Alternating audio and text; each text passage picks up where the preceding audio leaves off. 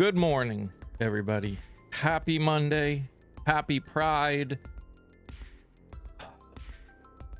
Hello, Linda, Silver, Swift, Ghost, Minnie, Jeremiah, Laura, Rachel, April. Hello, everybody. Hello, hello, hello. Guys, it has been a rough 5 days, and obviously, hold on, I'm going to be going live over here too.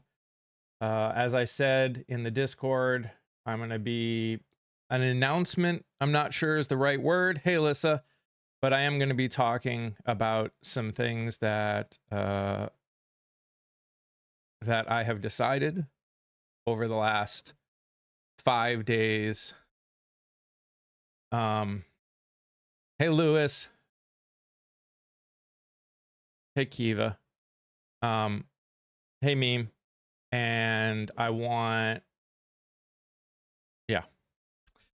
It has been a hard 5 days for many reasons.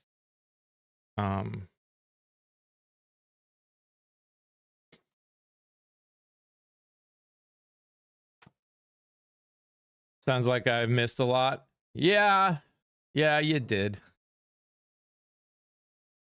Okay. I think we'll be okay in the end. I had needed to hear some hard truths from many people.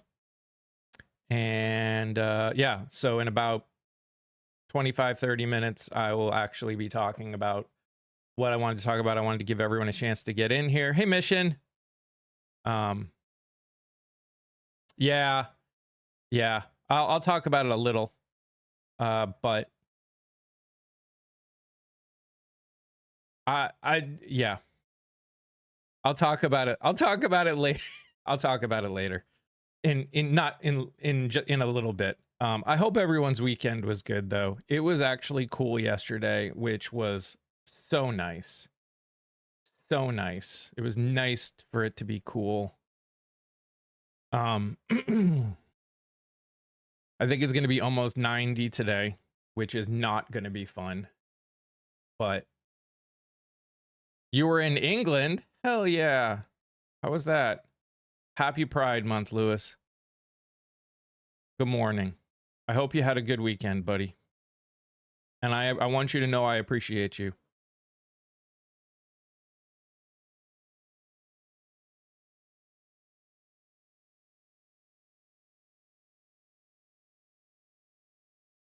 Hey, Scott. Oh, man. Earlier than I thought, so that's good.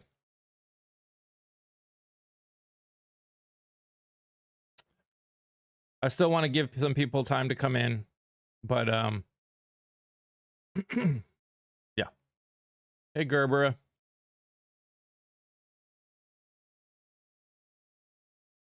Hey, Courtney. Hey, Night Shifter. Happy Pride.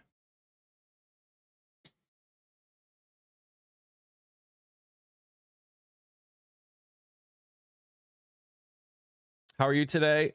Hey, Shadow. Hey, OC. I'm doing well, all things considered.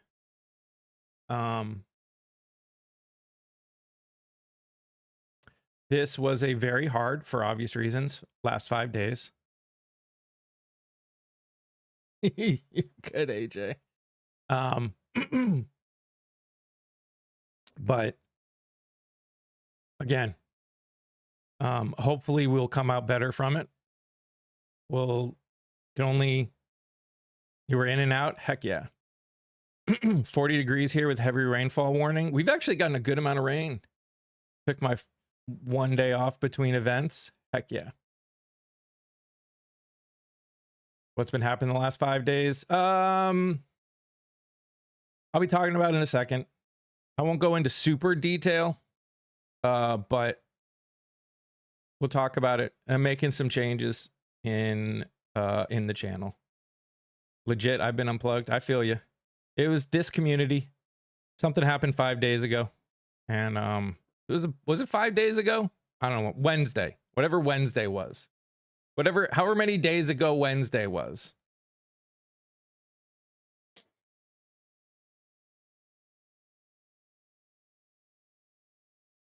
Hey, Ash.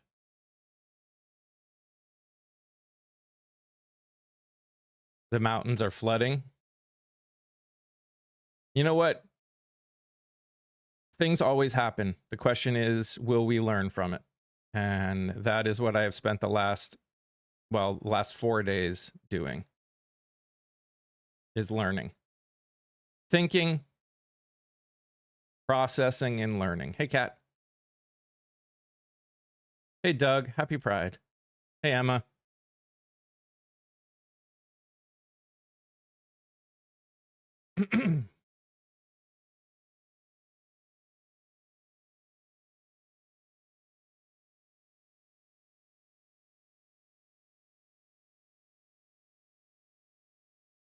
Seems like a long 5 days, doesn't it, Scott? A long, long, long 5 days. When I tell you that you're worried,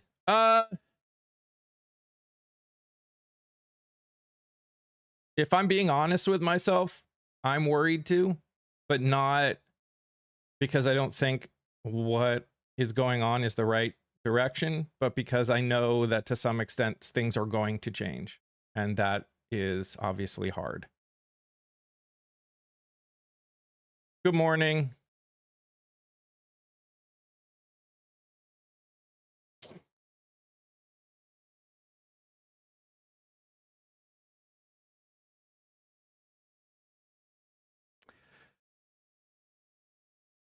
I can't guarantee it will, but I do not see I do not see a way that it won't to some extent. So,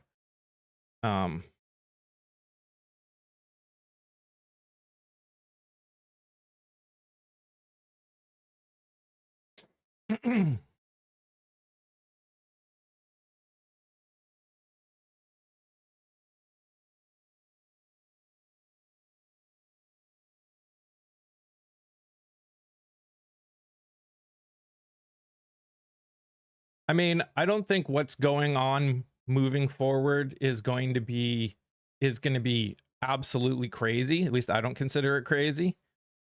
But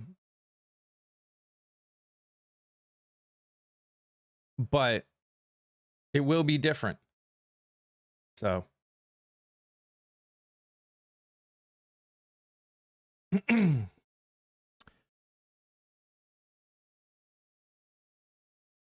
yeah, the Delaney Hall thing is nuts right now. Like, the Delaney Hall thing is nuts. I'm,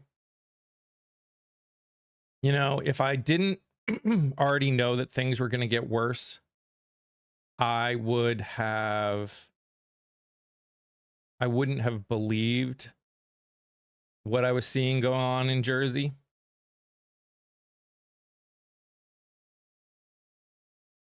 But in the same respect, it doesn't surprise me. Hey, Kia. I'm in New Jersey and very concerned.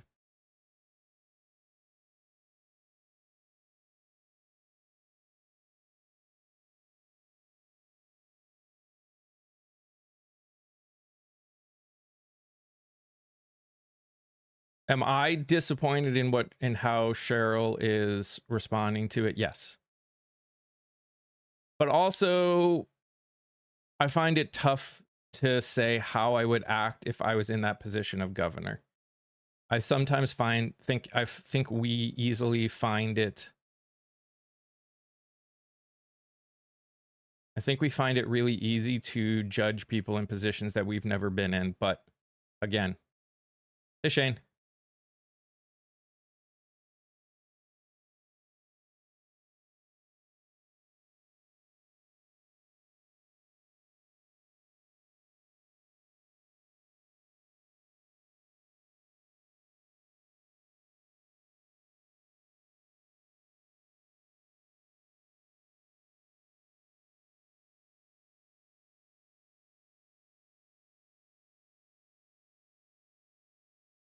I'm devastated what's happening in your home state as you're ready to move back in July. Yeah.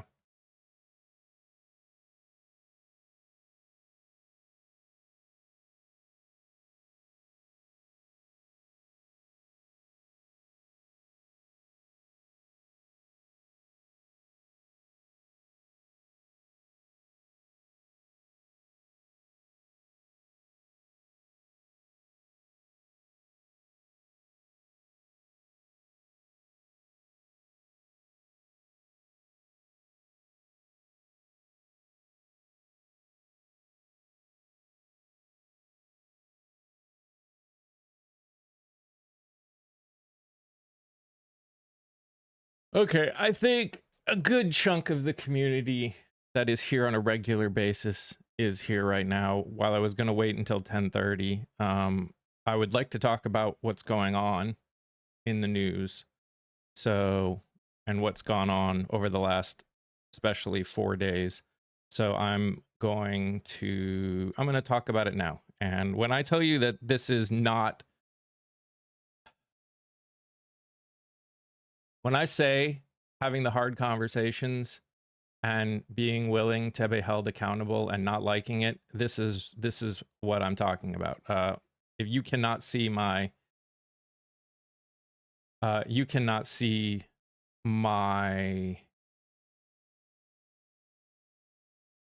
hand right now, but it's shaking like crazy. So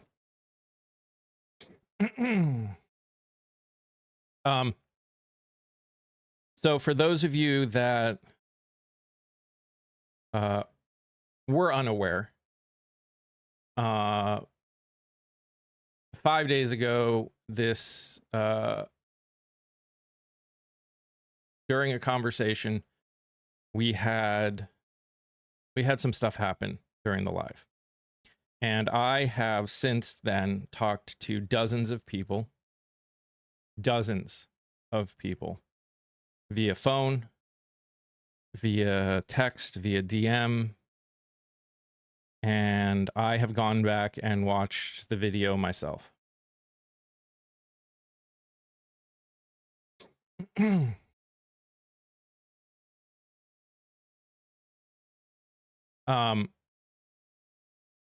When I started going live, I was not planning on making this a business. The purpose was a place to have hard conversations about what's really going on in the world. And it grew into something I wasn't expecting. The purpose of this community has always been that we all live under the same non-negotiables, that all people, no matter your race, religion, gender, identity, deserve rights, respect, dignity, and safety.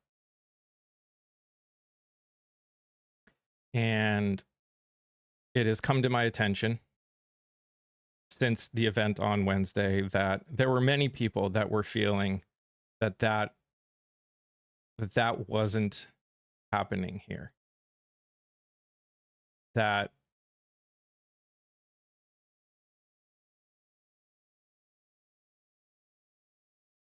people did not feel safe in this space. And I blame myself for that.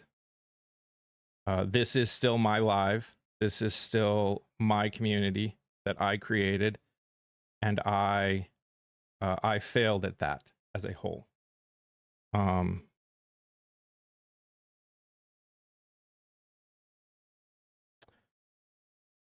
When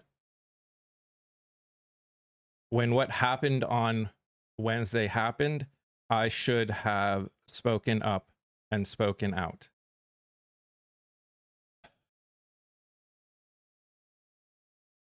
I should have stood up for everybody in this community in a way that I didn't do. And then I did something else the next day that I shouldn't have, which was talk about Scott. I talked about Scott with him not here. I allowed things to be said about people that are in this community that I shouldn't have.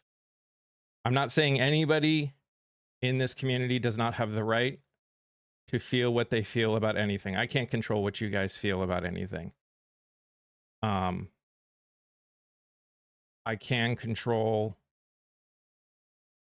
the way this live is run. I can control the way this space is made safe. That's my job. That is my job. If you noticed, for a lot of you, there are no more mods right now. I am starting over. I don't know if that's the right word. I want to create a space where all people, no matter your race, religion, gender, identity, deserve rights, respect, dignity, and safety. And if I truly believe that, then I need to actually live that myself. And I need to stand up for that. So, what does that mean? In the end, not a whole heck of a lot in the grand scheme of things. I am not massively changing. I'm going to be structuring the live a bit more. There will be a level of respect that will be expected from everyone.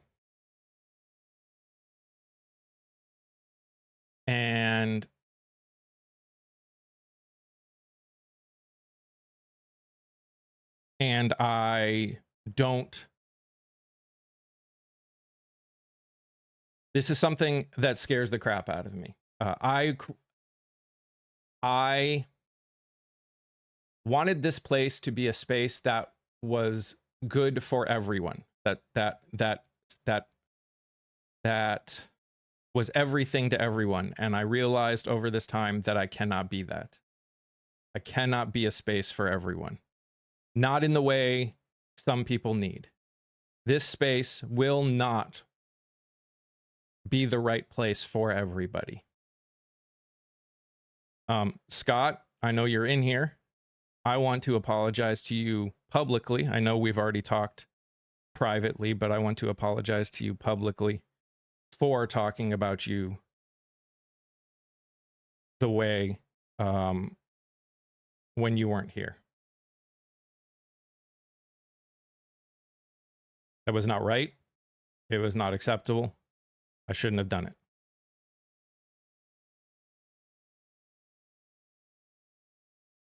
And I understand no one's perfect, but it's not that I feel the need to, it's that my goal is always to bring people together.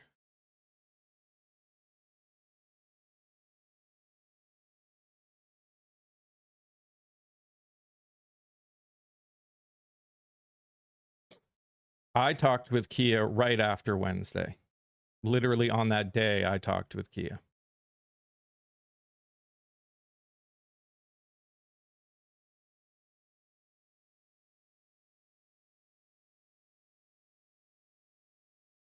And again, I can't control people being hurt or not.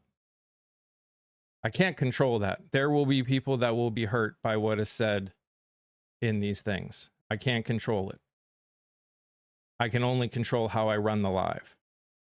And I've said right now, again, whether you're talking Kia or Scott or anybody, I did not run the live well. I allowed the live to get to a place where many people were hurt by what has happened. I have had dozens of conversations with people. Dozens.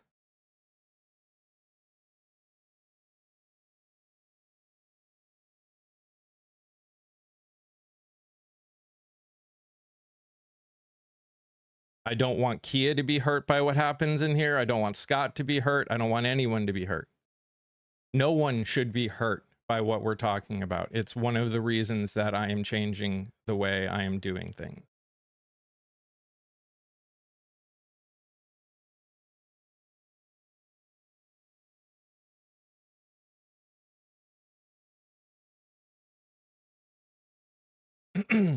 What is the primary goal of this community? The primary goal of this community is to talk about what is going on, probably primarily in the United States, but in the world, and help us progress as a global society. Because the fact is we are a global society.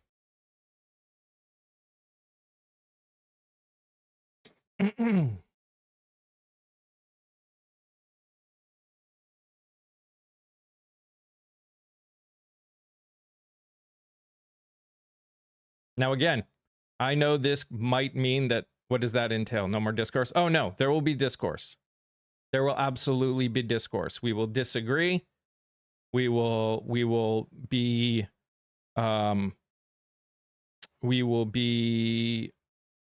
emotional. We will be angry.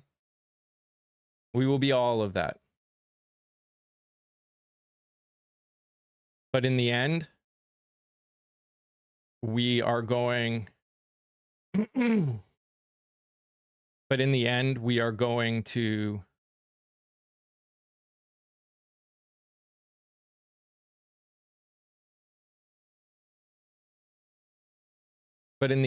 going to be respectful to anyone in here that believes that all people, no matter your race, religion, gender, or identity, deserve rights, respect, dignity, and safety. We don't expect perfection from anybody. Least of all, yeah. Because if you expect that, I'm gonna fail you every time. I do also say this out of much love. It actually hurt finding out how many people were struggling with the way this live has been. For a long time.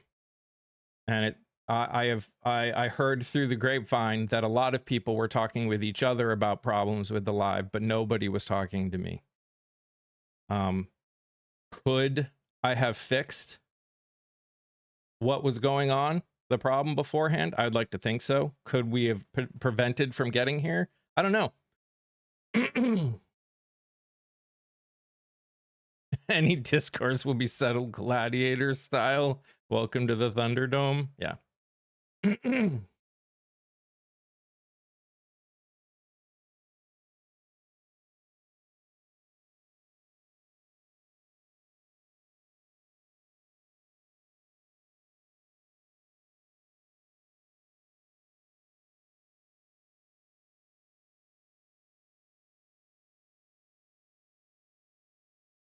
And again, I cannot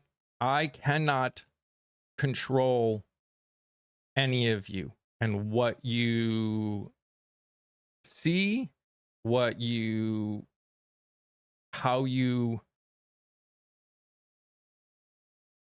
somebody said, and how that, like, you all have had your own experiences that have caused you to take anything that anyone says, myself included, as I do not want to diminish those valid feelings.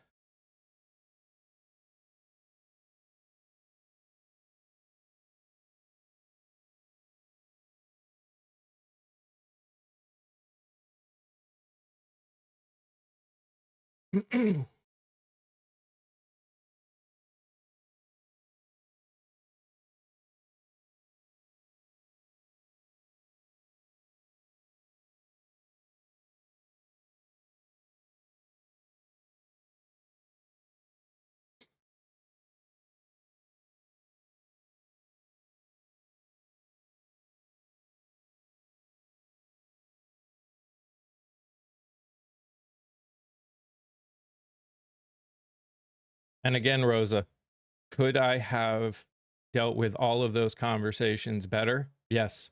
Yes, I could have.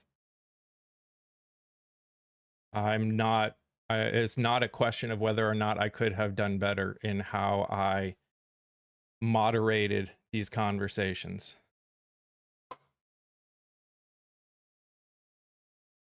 I take responsibility for how I have moderated the conversations.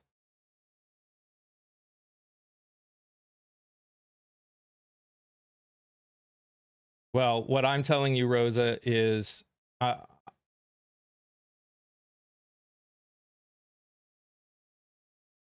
that's not what I'm talking about. Let's put it that way. I'm talking about and I'm being more vague because, again, my goal is to, it's still all on me no matter what.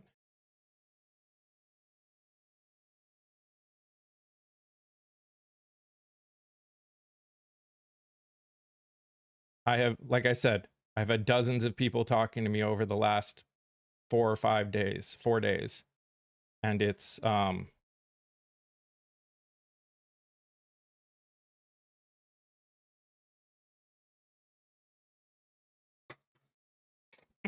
I cannot say that people. Can you be frank? Of course you can.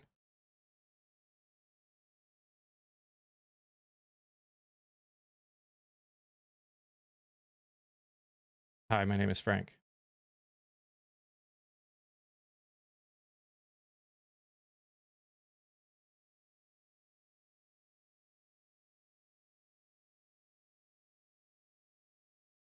Can you be frank? You can always be frank. Again, but it's not solely on you. It is solely on me. It is solely on me. I can't control. This is my space. And again, I know, I hear what you're saying, Rosa, and and what you are feeling. I'm telling you, there are people that are feeling.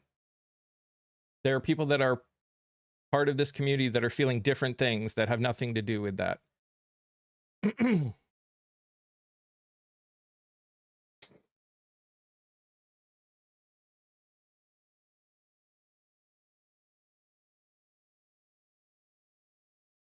I know.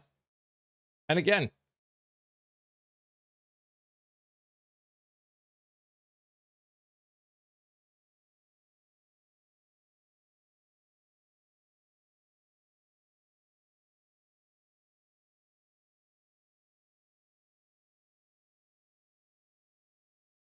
you're right. You are absolutely right, Silver. And I've said that many, many times. I will never fully understand. I don't I don't have a problem with you guys confiding in each other. I just found out that there were lots of people that were doing it, and I just wish I was told. Okay, so here's the thing. This is starting now. Okay? I've said I cannot be everything to everybody. I cannot guarantee this space. I cannot guarantee this space is going to work for everyone. That is one of the reasons that I have done what I've done. If anybody wants to talk with me, nope. I've never said anyone should rat out their friends. Summer. I've never, I'm talking about the people that are actually feeling the way I just would. Again, I think people are starting, I think we're starting to get super crazy again. Guys, this is a space where all people, no matter your race, religion, gender, or identity, deserve rights, respect, dignity, and safety. Our goal is to talk about what's going on in the world, try and come together, try and have hard conversations. That's what we need to do. And again, this may not be a space for you anymore. And as saddening as it makes it for me, that is the reality. And this is something that I had to come to for myself as much as, and calling you by name. No, had nothing to do with you, Summer. I wasn't thinking about you at all, actually, in this respect.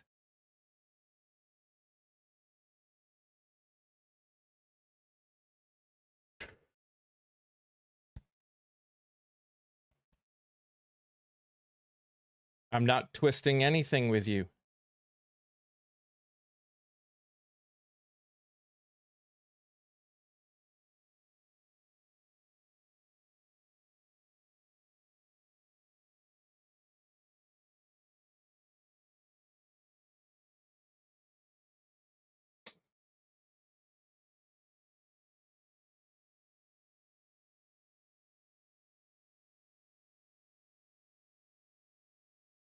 You're good, mom. Minnesota mom.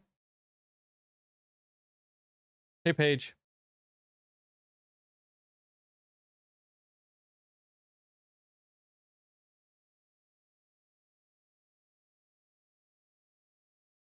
I did not expect you to come and tell me what other people said to you.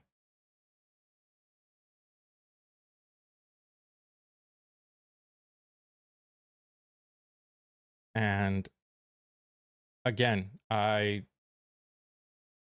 what I was hoping was that more people that were feeling that way ended up at some point coming to me and telling me, because the only way I can learn and change is if it's happened, if I know about it.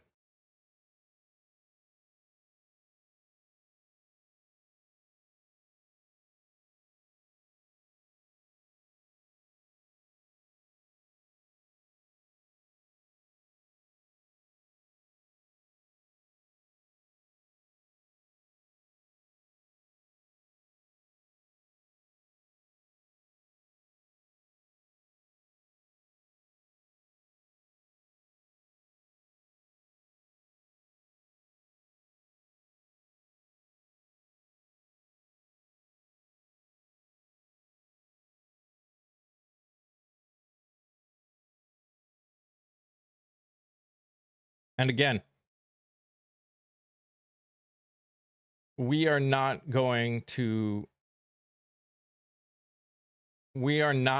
okay, enough. I'm calling enough. This is what I'm talking about. I am more than willing to talk with any of you offline about this more. Okay? Yep, we're squirreling again. I am more than willing to talk offline about this more.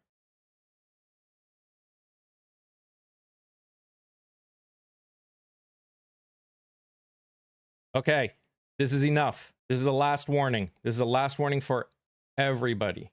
Enough. This is not an attack everyone live.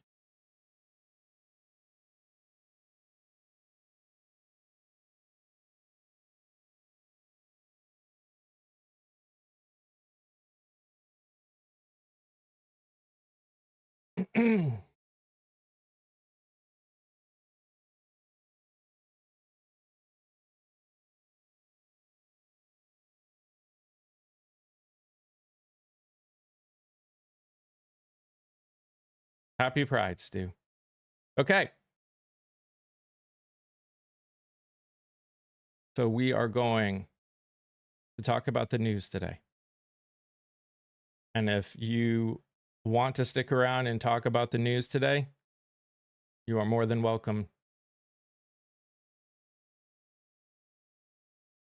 That is what we are doing.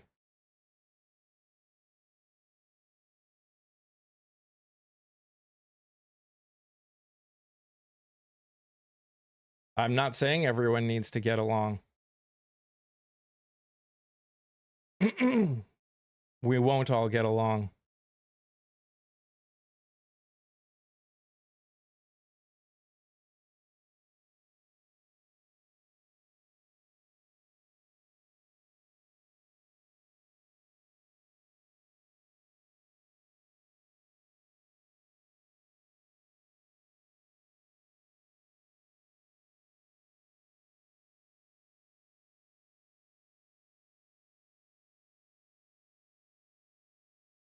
To some extent, Caroline, you can.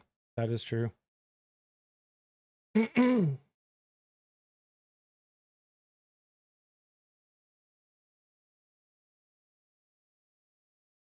you, Mission.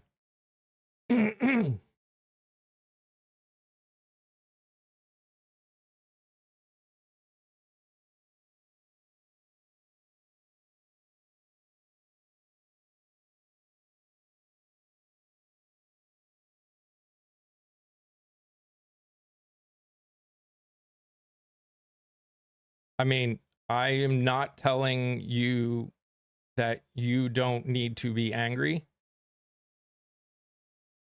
I'm saying I've said that changes are going to be happening in this live. And that's what I mean.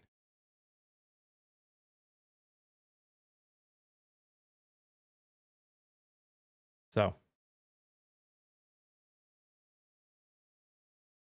and I said that there might be people that won't be here anymore after it. And I've accepted that. So I can't control anything more than that.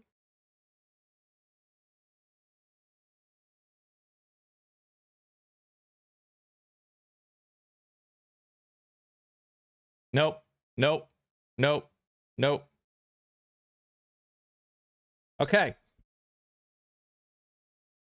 So, if anyone from the community wants to come up and talk about news, you are welcome to come up.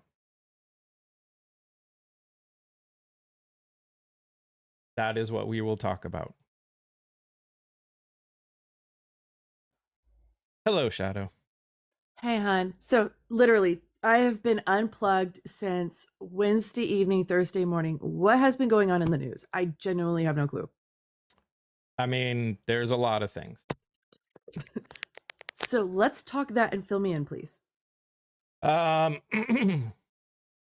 Let's see. The US has bombed Iran again. So great I love it. on that.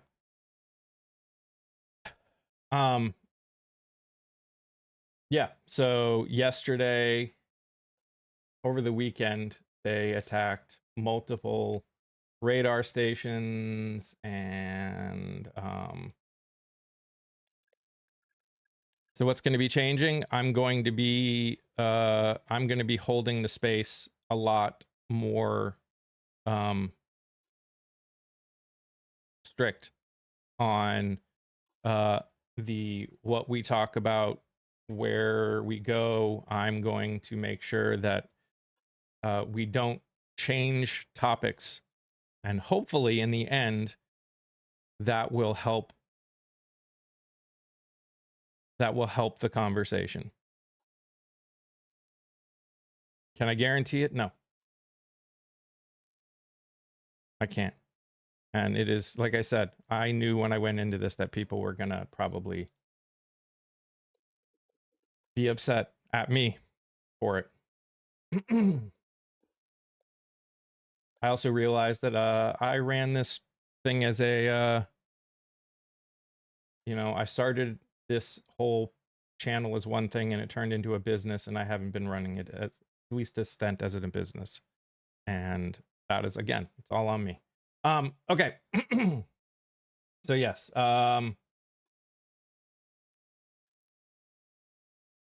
Iran and the US have been firing at each other.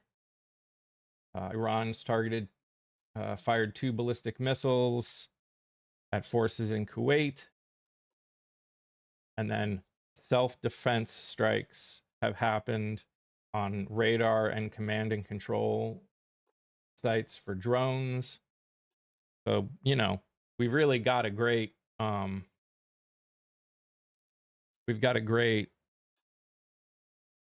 ceasefire going on right now. I don't even know, has anyone heard whether they've said anything about whether we are still supposedly in a ceasefire, or has it just gone on? Like, have they given up on that finally? Given the fact that we bombed them and they're shooting back, I'm pretty sure even if the ceasefire was in place, quote unquote, there's no ceasefire. Can we talk about what's happening in New Jersey? Yes, we will, Lori. We will absolutely talk about that too. We'll talk about this first, and then we will move on to that one. Hello. Good morning. Mike, I know you want to move to the news, but since I'm the only one that has not responded publicly, I'd like to know if I could. You can. And if not, that's fine. I will allow it right here, and then we will move on. Yes. Okay. Yes, a lot has gone down in the last number of days, and I was the brunt of it. I did not speak publicly about it. and that was by design. And the reason are really two reasons. First off, lashing out publicly rarely achieves its goals because perceptions that are made in emotion are rarely accurate. And secondly, for the obvious reason, there was a video of it. There was a video that everybody could see. And I was content to let people form their own opinions about this issue. And I was quite confident of what those opinions would be. And my confidence was justified because I have had a tremendous outpouring of compassion and support from within this community and from many people that I certainly didn't expect it from. I would like to thank them all. You know who you are. What are the lessons of all this, at least as far as I can tell? Get the facts before you form your opinions.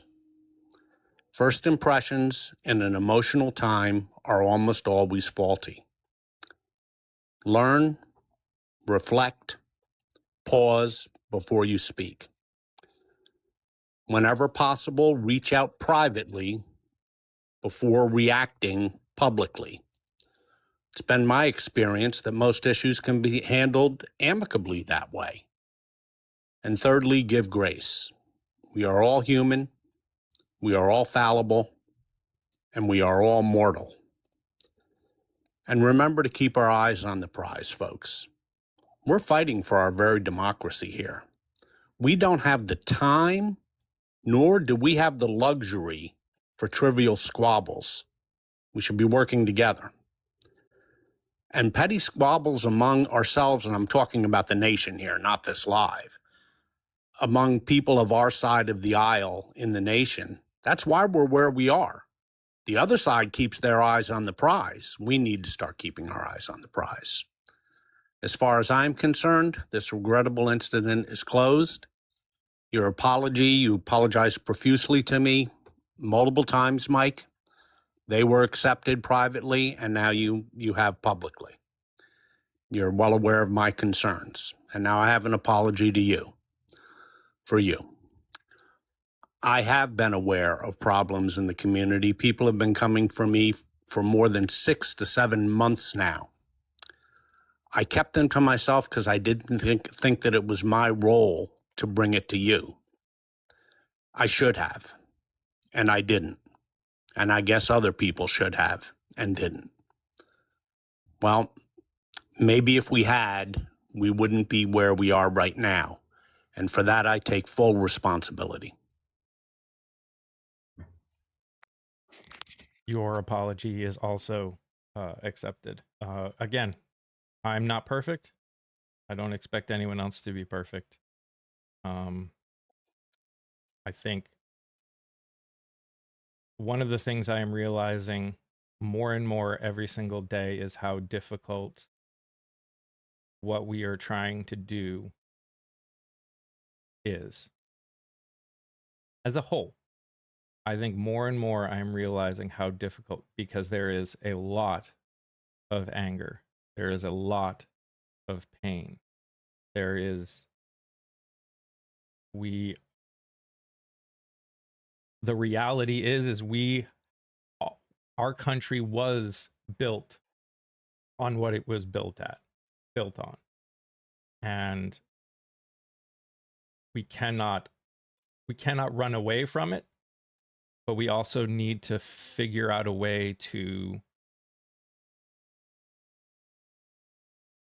learn and grow to something better. And I have noticed, not just in this community, but in lots of communities right now,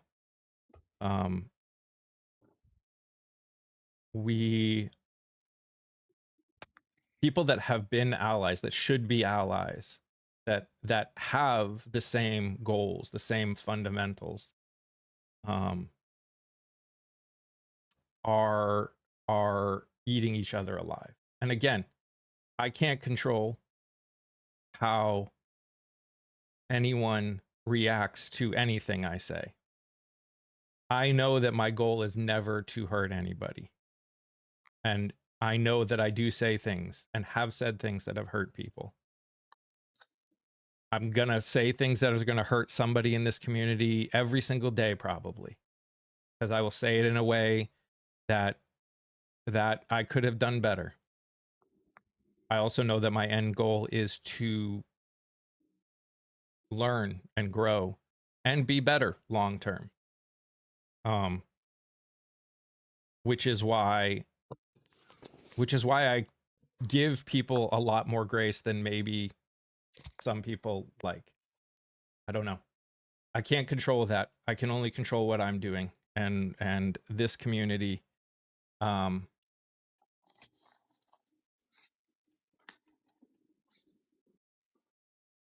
Thank you, Mike. Yeah. I know.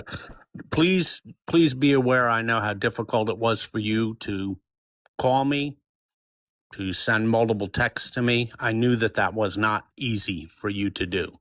I'm aware of that. And I know it's not easy for everybody. And I mean everybody in this community. I'm aware of some of the comments made over on the other side. And I really want to say this from my heart.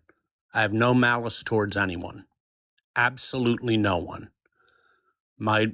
If anyone wants to approach me and discuss things that they think that I have done wrong, the door is open. And I can assure you that the welcome will be heartfelt and sincere. I have no malice towards anyone. We have a nice community here. We have hard work to do. Our democracy is on a knife's edge. And we don't have the luxury of self-indulging in these type of divisive actions. And again, for the tremendous outpouring of support that I have had from a great many members of this community, I didn't expect it. I didn't speak out deliberately. I wanted to let the facts speak for themselves. I knew the people would go see the video. I knew damn well they would.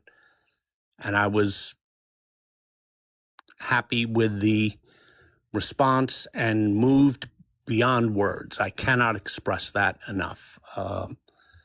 And I hope everybody involved in this incident has also gotten support from their friends. And I think that that's a wonderful thing to do, even if they may disagree with me. I think it's wonderful. So I have no malice towards anyone in this community. Emphasis on the word anyone. If I may, just my 2 cents as an outsider looking in. I don't know the whole situation. I don't know what happened. I wasn't there. But I will say this. For what it's worth, I'm actually proud of all of you for taking accountability, stepping up, being adults, and allowing yourself to grow and change from this, allowing it to help to further you as a person and allowing yourself to become better from it rather than trying to sweep it under the rug and act as though it didn't happen. So, on that front, for me to you, as an outsider looking in, I'm proud of you for that because I know how hard it is to take accountability and to publicly make a statement. I take friendship extremely seriously. And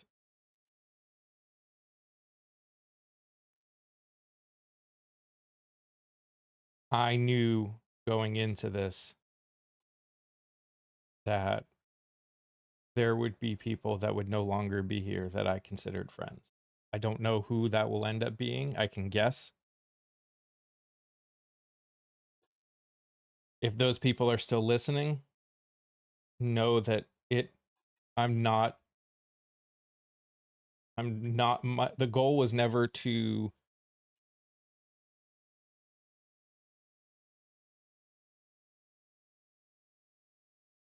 I don't think it was ever to hurt anybody. I never wanted anyone's feelings on the matter to feel like they're being discounted. And I know there are some that are going to feel this way after this. I know it. I'm already seeing it multiple times. I know I'm losing people in the community that were super supported.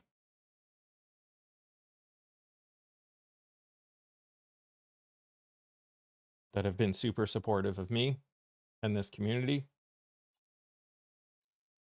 people that have given time and energy to what I did here.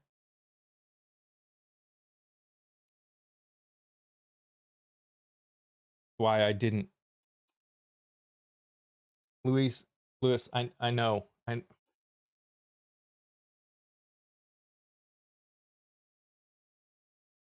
I'm asking everybody, please. I don't, I did.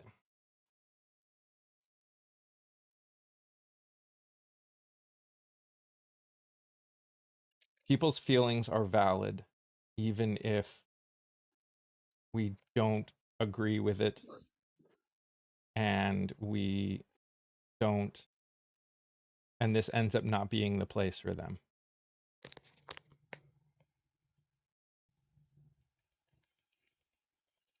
And we need to understand that.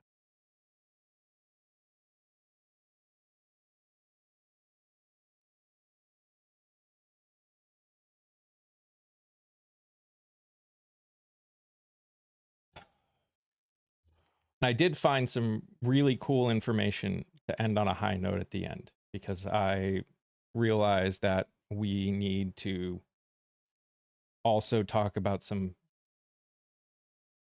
cool things that have come up. I saw a video and the information was actually kind of hilarious and amazing, and I'm looking forward to saying that towards the end. It's okay, Lewis. I understand. Again, I understand that this is right now, this is super emotional for everybody that has been involved, that has been talking to people, whether it's me or other people involved.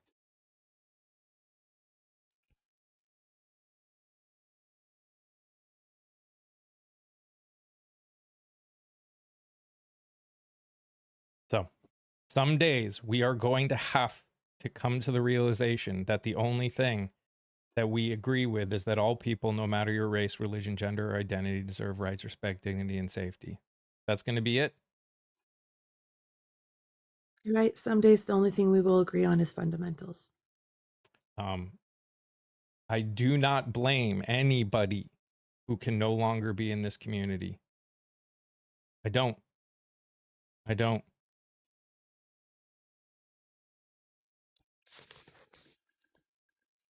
It is what it is, though. I have lost. I've been doing lives of some sort for 10 years now. And I have lost my entire community to some extent, 3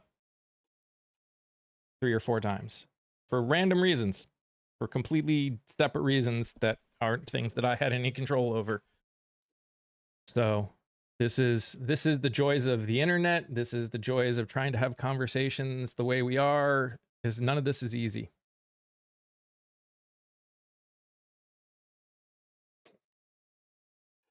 Is the Russia thing a good thing? In the sense of it's going to raise prices more? No, it's not a good thing. But it's happening because Ukraine is kicking their butt.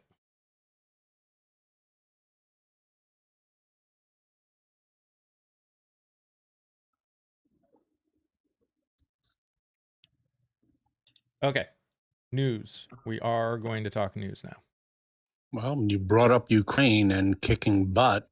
It's truly amazing when you think about it, isn't it? Ukraine is destroying Russian oil refineries, Russian logistics. Who would have thought that a alleged superpower could be brought to its knees the way that Ukraine has, and they're doing it without any help from us? And I think that's going to come back to bite us in the butt in the future. I think our lack of support for a nation fighting for its very existence, for a nation that has been invaded, that's a European nation, soon to be a member of the EU, hopefully a member of NATO someday, is now producing 70% of their own weaponry in-house while they are under ferocious bombardment. That is just a remarkable story. Yeah. it's pretty wild what's happening over there. Oh, I'm sorry. Somebody in comments said not support. I know the American people support Ukraine. I was talking about the American government. The only weapons that we allowed to go to Ukraine, the Europeans have to pay for. We've cut off all financial support for Ukraine, which I think is a very short-sighted and foolish move.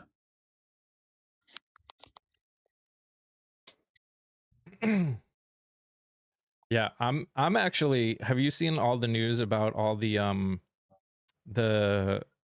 fibers, the fiber line that is just basically like covering like like a good chunk of Ukraine right now?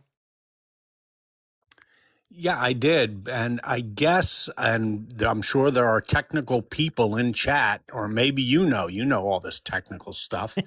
I, g- I guess it's to keep them from using jamming devices with Starlink and things like that, because Ukraine normally will use their target weaponry, using Starlink, and Russia can sometimes block that, which sends the drones and the other ballistic missiles off into la la land. So they're using, at least for their drone technology, fiber optic cables, which makes it extremely accurate. Yep. Yeah. It basically, they have literally like in some cases miles long strands of fiber optics uh that just fly behind that they just sit there with a wheel that goes behind them as it's flying so they can control. And once they do their thing, the fiber line just stays there. So there's whole parts that are just giant, like just covered. Like they've got walkways that you look above and it's just covered in fiber fiber cable. It's pretty wild, and I can't imagine what the cleanup is going to be for all of that when this is all said and done.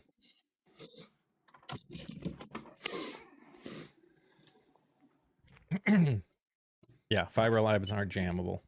So no jamming, no trying to take over. They can't take over uh the drones or anything when they do that. So 75 million people voted knowing we would pull support for Ukraine and didn't care what happens. I mean, here's the thing.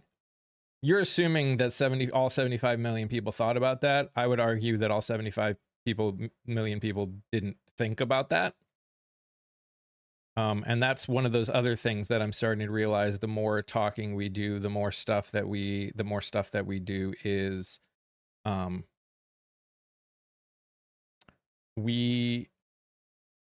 what we are dealing with is, we've said, like, they're uneducated. There's a lot of people that are just, it's not even that they're uneducated in this, it's that they literally either can't, they just don't have the time, they don't have the mental capacity, they've grown up in a bubble. There's a lot of things that could cause it. Those people voted for their wallets over human beings. I'm not hear you. And I think it's absolutely wretched, and I will hold everyone who did that responsible. But also, if you're barely surviving, and I mean, again, I feel, and Scott, you are a history person. You can tell me if what I see is the case. People, especially people that are poor, people that are struggling, they react to someone like Trump throughout history. Like that's pretty common for people who are dealing with whatever to jump on the first person that tells them what they want to hear. Oh my gosh, American history is replete with that. And by the way, so is world history. Witness Germany, 1933. Witness Italy in the 1920s. Witness Franco in Spain.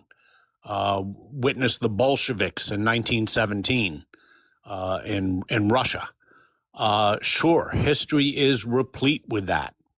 And, you know, especially when times are rough for people, the simplest answer is what they leap at. And that is added to when you have a leader who says, it's not your fault, it's the others, without, you know, spelling out how the others have made their lives miserable. As long as people are told it's not your fault and I'll do something for you and we'll get the others. And that is especially true in fascist societies. Yep. Yeah.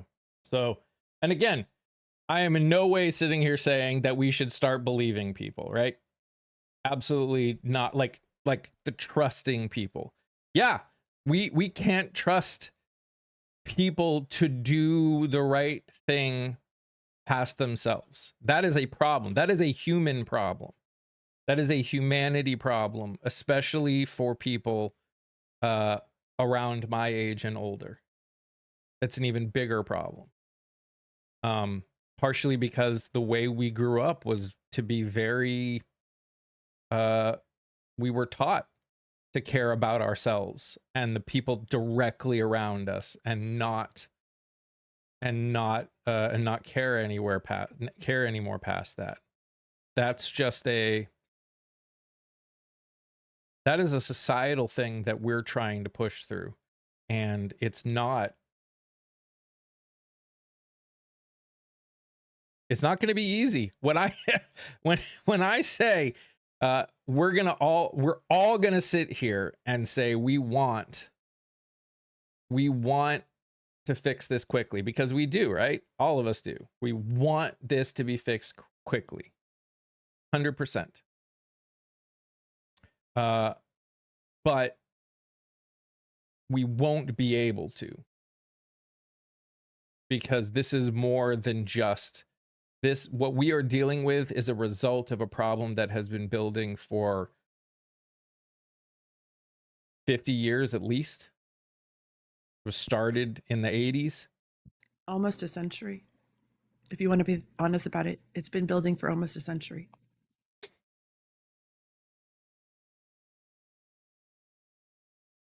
And that is a reality that we can't fix that.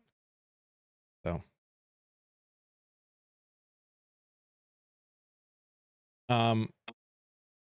you can talk about that question quick if you want. I want to go to New Jersey after you do that, though.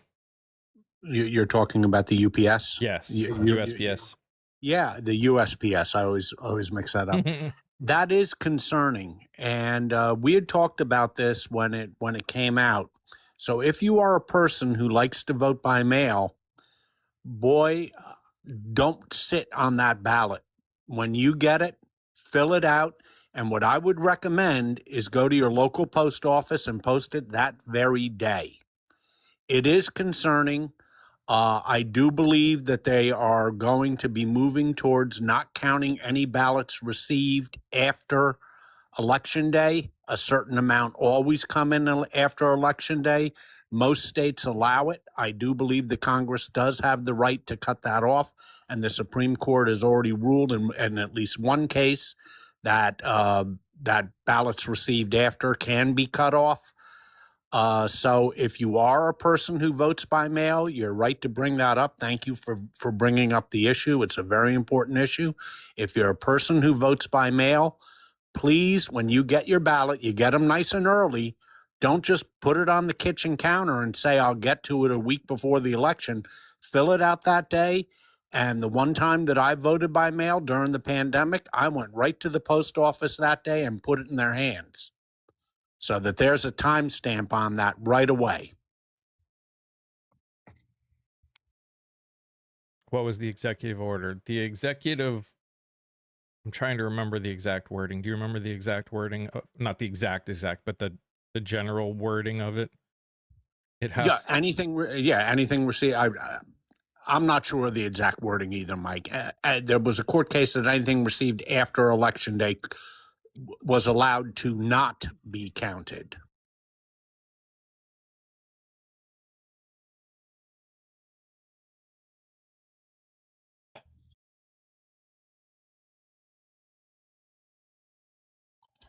Vonda, you're right. In a lot of states, that's the rule as long as it's posted. But now they're trying to say it's when it arrives.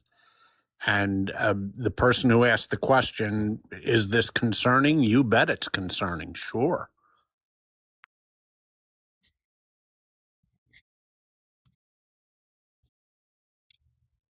Exactly, Shadow. They're trying to change that behind our backs, and if this is the only thing, it's not going to affect the election that much. It may affect a few close congressional elections, which is bad enough, for congressmen and women. But if they can get away with this, are they going to try other stuff? And I think we have to be clear-eyed about this. I think they're going to be planning a lot of different things.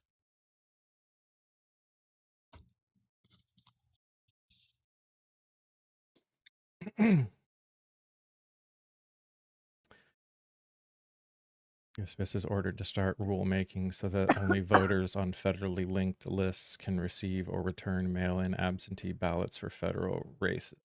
I will say this, what they are doing is absolute jacked up. In addition, guys, please constantly check vote41.org. Make sure you are still registered to vote. They are constantly kicking people off the voter registration rules. And mind you, they do not have to tell you when they kick you off. The only time they have to tell you when you are removed is if you write in or request that you be removed from the voter registration roll. Otherwise, they can continuously kick you off and you wouldn't know. Just stuff they do behind our backs. Yep.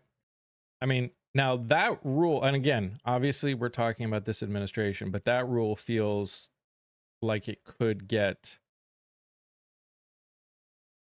like a federal government shouldn't be able to decide. Like, again, isn't voting supposed to be for the states? So how can the government put together a list? That's exactly right. And that you have noticed that the government is demanding that states send them their registration data, and that is being fought in court as we speak. Exactly. That was the whole reason why last year they were requesting it, is so they could do this. Bingo. See, I knew I liked you. It's only good for one fight ever.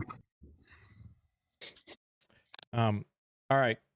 I want to talk about the New Jersey thing. I'm going to be honest. While I have paid attention in some respect, like on a very vague sense, I've been obviously focused on other things. Can you, Scott, or anybody go a little more in depth on what is going on in Jersey right now? Well, I also have not been following that closely. We all know about United States Senator from the state of New Jersey, Andy Kim, being pepper sprayed by these jackbooted thugs. Nope. Didn't know that. Please fill me in. Well, he got pepper sprayed. There's a lot of protests going on outside the detention centers. There's a detention center in New Jersey that apparently has deplorable conditions, both sanitation and in food. Now, Mike, I know you said Mikey Sherrill is disappointing you a bit. I would tell you to hold your fire a little bit on that and stay tuned. Here's why, folks. Everybody seems to think, and certainly the ICE agents, not just in New Jersey, but throughout the nation, seem to think that they have immunity. And there is a lot of immunity built into federal law enforcement. We know that. And they've got Trump in the White House who says he'll pardon them if they do anything wrong. Well, here's the problem for them. They are acting within the boundaries of certain states that also have laws. And there's no immunity for them in those states. And there's no pardon power for the president in those states. And as we've already seen in Minneapolis, the first indictments are starting to come down. And I Good. would stay tuned in New Jersey because I think you're going to see a few more indictments come down. Good. I mean, Going through the barrier. I did say that while I was disappointed in the sense of I'm always going to struggle with any governor using like state police and things like that when this is going on, to when it, and again, it could be the news. I'm not there. I can't see what's going on. Obviously the news is showing it more that it's showing when state police are reacting to protesters. I don't know what's happening the rest of the time. I've only seen clips. I think and I've said very specifically that that it's very easy for any of us who are not governor and have never been governor and will never be governor to pretend we know what she's doing, they're doing, and why they're doing it, what conversations they've had, what they're hearing from their people. Again, we have every right to call out every decision that is made by every elected official, and we absolutely should. I think we need, when they make a decision, whether it was the right decision or not, that we disagree with, we should 100%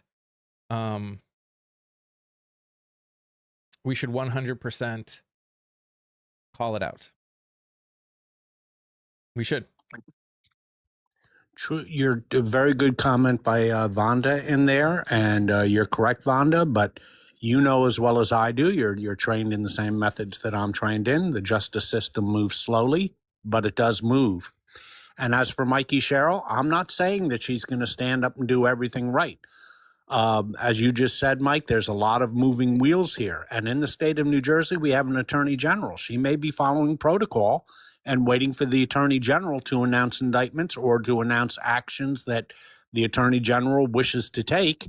And that would be the proper protocol to follow. It's not for the governor to announce legal action. It's for the attorney general. And again, what we're dealing with, what we're interacting with, what we're feeling is anger and frustration at the way the current federal government is doing things. And we want our states to fight back more. And that's valid. 100% valid. We want them to fight back more. And I'm always going to feel that way about every elected official in every state. If you would have to have no humanity whatsoever to see what's going on and sit there and just go, be okay with it. Because in our perfect world, Mikey Sherrill would send, the state police in and the National Guard and fix the problem. In a perfect world, that's what we would get. We aren't in a perfect world.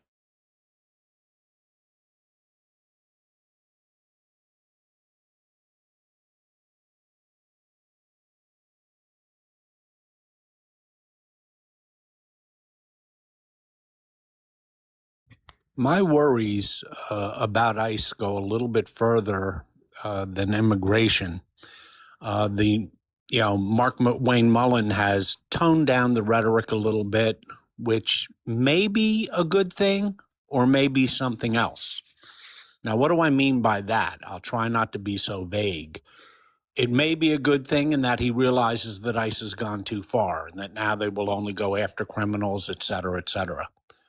Or are they holding them back to take action towards the midterms in voter intimidation?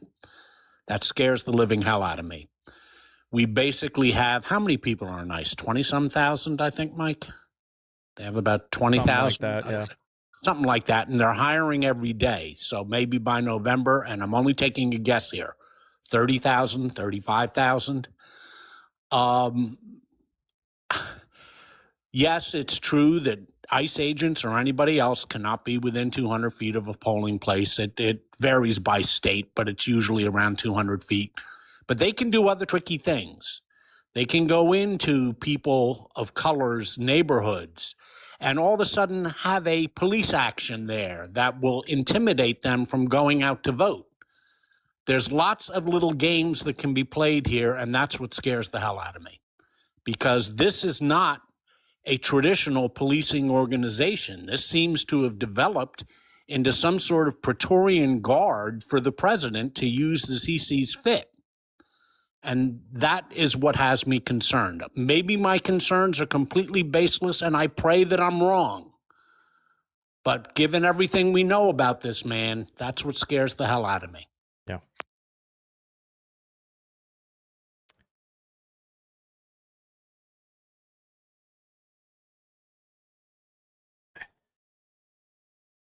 And again, this is really the hard part, right?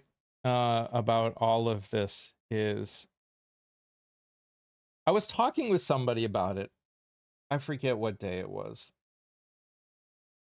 The internet has done something to us as a people. Because we get all of our information from it, because there is so much of it on it, because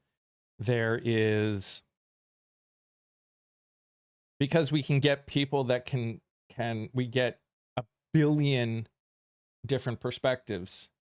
24 hours feels like 5 months in terms of how much we interact with the same potential stuff nonstop.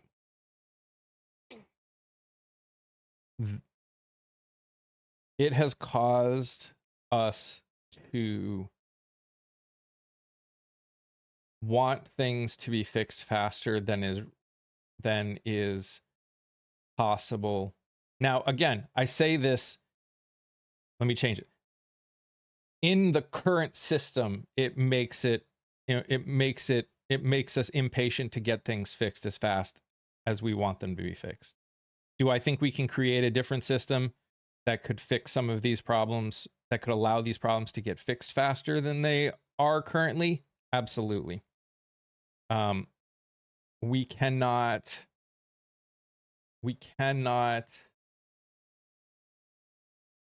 assume we have done this a lot, right? We've done this a lot where when we talk about things, we take them all, we struggle between what we want it to be and what we're currently working in right now.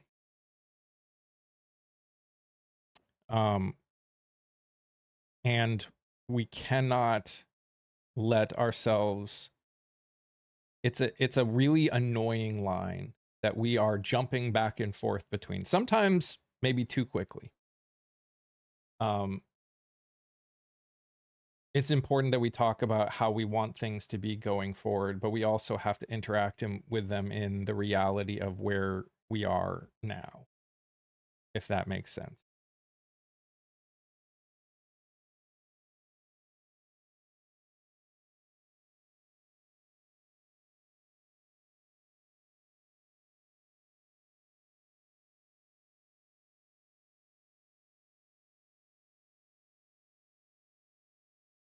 Okay.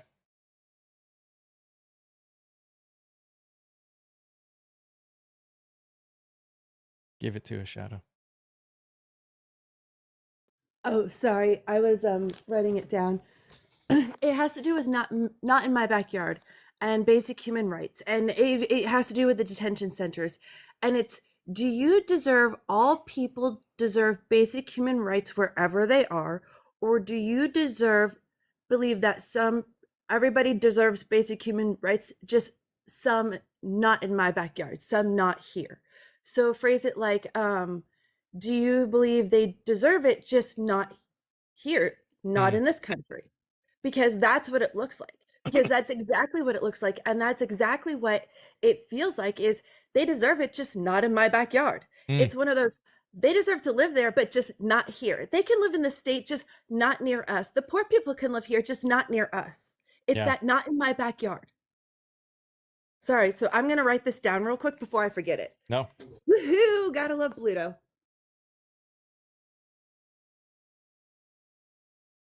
That's definitely a valid, that's a valid position. It's a valid question. When people say that everyone deserves it, what does that look like in practice? And maybe that is a part of the problem that, you know, going back very slightly to what we were talking about earlier, maybe that goes into the problem of, you know, another step that needs to be taken in this fundamental that I always push is we need to, you know, what does living by that fundamental look like? Because living by that fundamental can absolutely look like disagreeing with someone's perspective.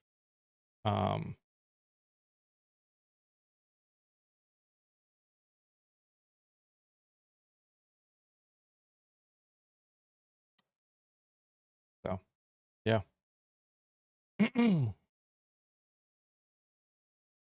But yeah, let's be honest. Would any of us really want to be in a governor's shoes in 2026 right now? I wouldn't. I feel bad for all the people that are running for any office right now because it doesn't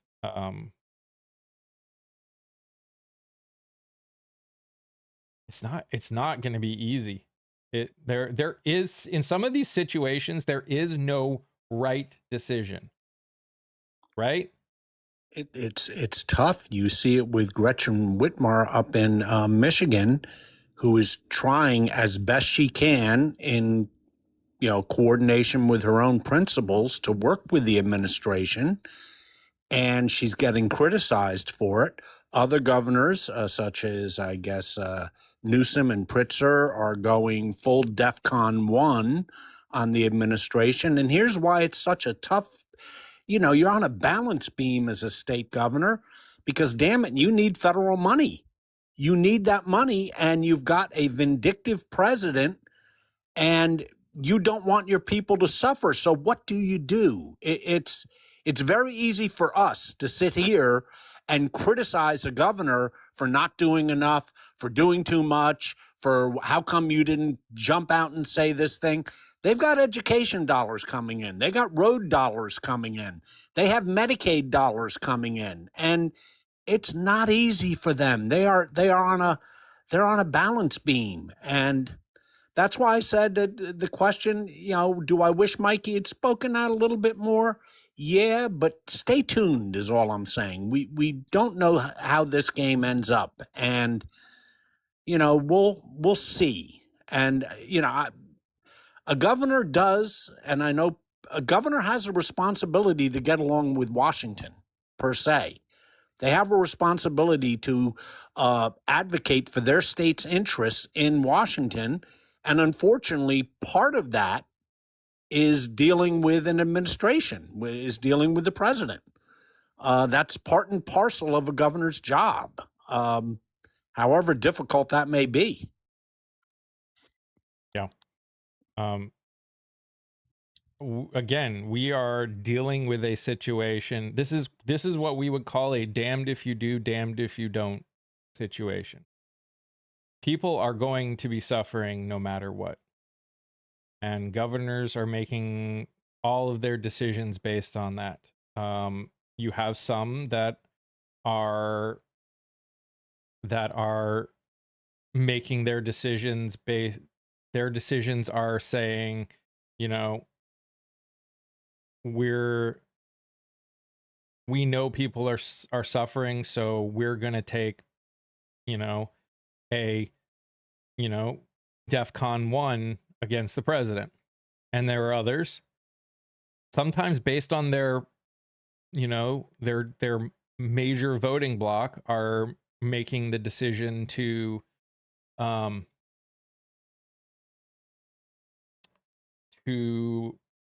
try and walk a line. And again, is it the right decision? I don't know.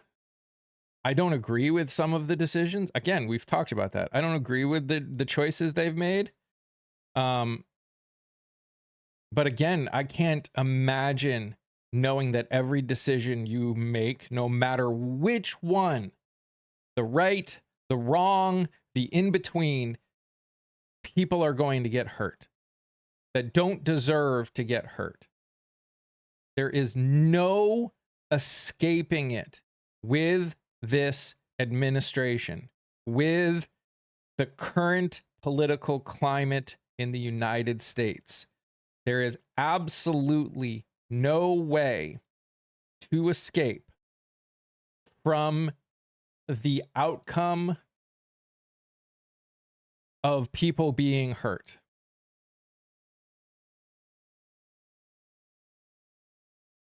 I've been reading a lot of books that deal with these kind of questions. And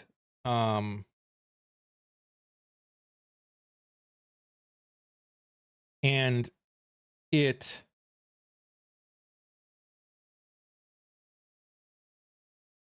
like the Boston Tea Party. Again, I know we could have conversations specifically about what it was about, blah blah blah.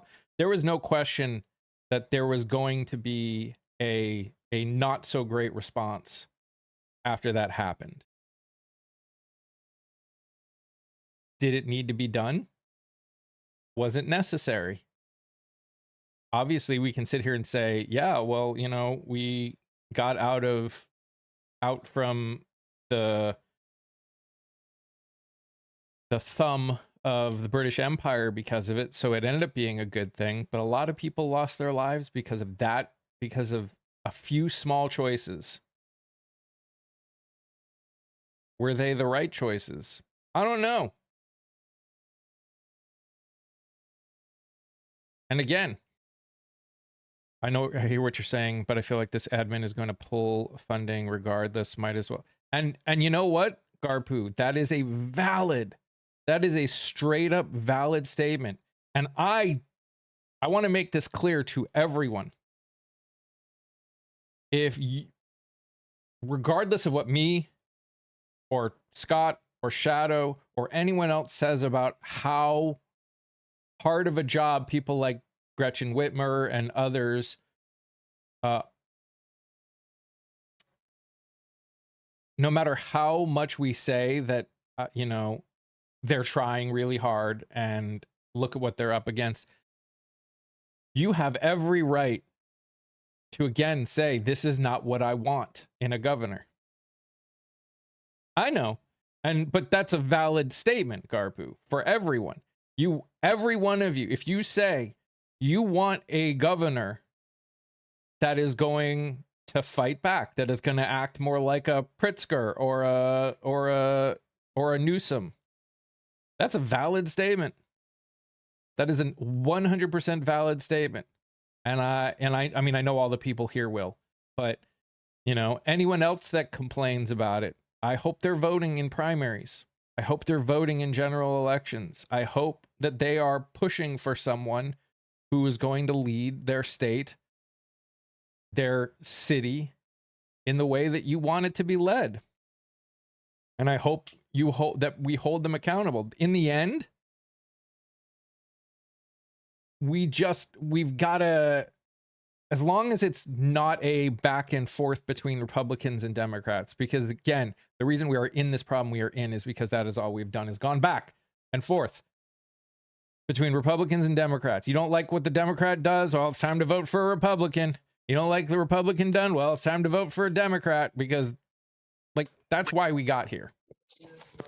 Instead, what we need to do is what I've been doing, what you've been doing, what other people have been doing, is find out who our goddamn candidates are and actually vote for our candidates. And yes, in the primary, vote your idealistic primary by all means. And then in the general election, look at what you actually have and make the right choice for our country. Please, for the love of all that is holy, the whole back and forth is why we are in the mess we are in right now. And there is unfortunately other political news going on about the elections. You might recall one of the issues that I brought up a number of times is I wondered if there would be any more shoes to drop for Mr. Graham Plattner. And over the weekend, sure enough, another shoe has dropped. And this I'm going to ask people's opinions on because I really, honestly, have gone back and forth in this. I don't know how to feel about it. I mean, my opinions of Mr. Plattner and his comments about black people, his comments about rural white people, his comments about women shouldn't drink so much, then they wouldn't be SA'd.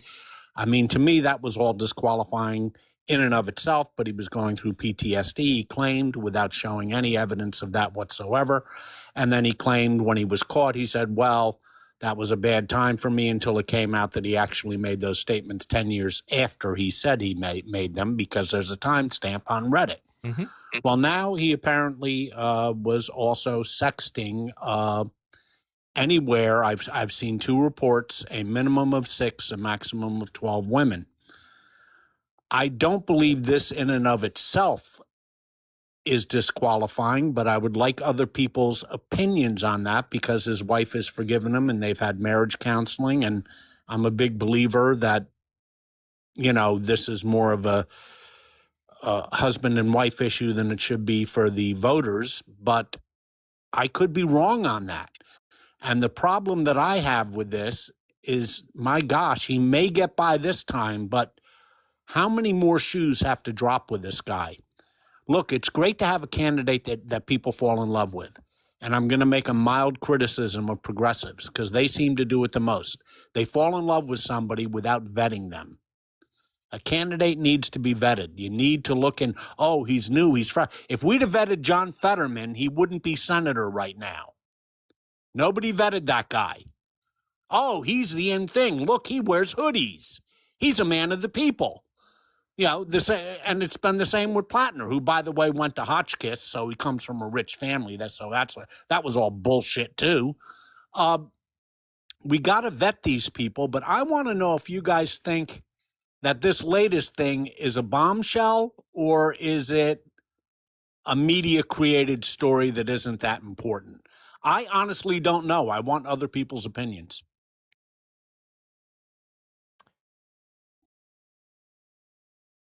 So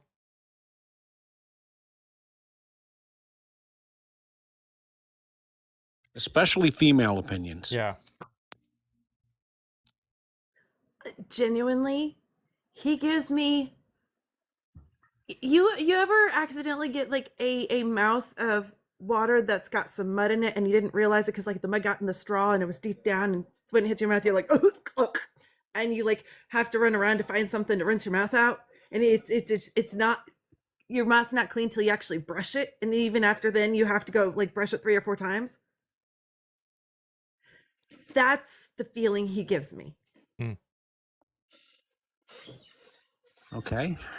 How do you guys in chat or over on the other side? I'll turn in and see that. Does Fetterman ever change his clothes?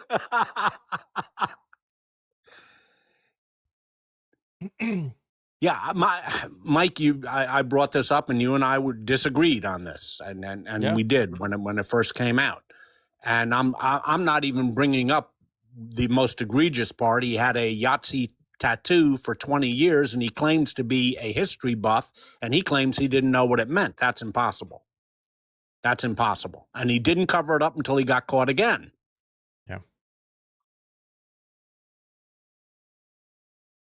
Yeah.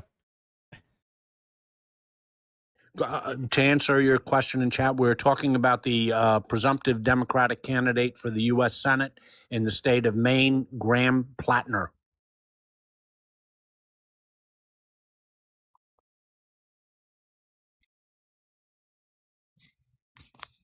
I think, and again, I'm in no way going to try and be a moral high ground for anything. I've made plenty of mistakes in my life.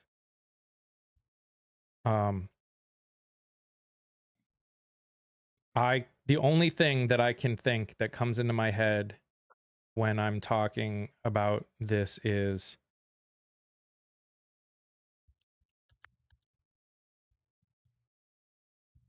I will admit I'm having a mental battle between the fact that I think that makes him a good person? No, I don't think it makes him a good person.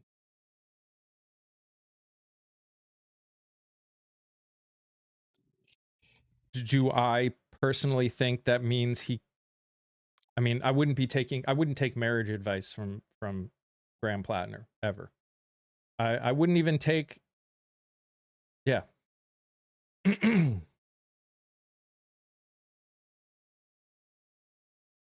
guess a follow-up question to that is, are we going to elect another John Fetterman here? Is he John Fetterman round 2 coming up? You know, That's why it gives me that feeling, is because unfortunately, outside of all of the moral and ethical shit out of all the candidates, god damn it. Well, okay, and let me ask this, because this is where I wonder, and I guess this is when it comes to this conversation. So no one would consider what's his face, the guy who left the House of Representatives after that whole thing came out. Swalwell, yeah. Would consider him a morally good person for obvious reasons.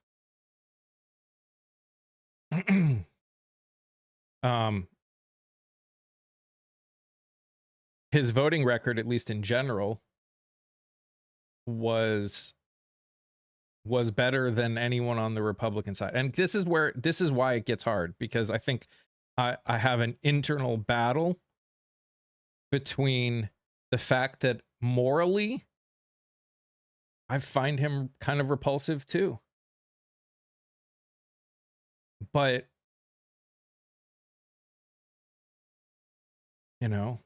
I guess there's this part of me, it makes me glad I don't live in Maine, that sits here and is he better than Susan Collins? and that's exactly the thing I'm struggling with. And, to put it in purely political terms, if we don't take the Maine seat, we have no chance of taking the Senate. We're out. We're knocked out. We may pull off Texas, and what good does it do us if we lose Maine? We're out.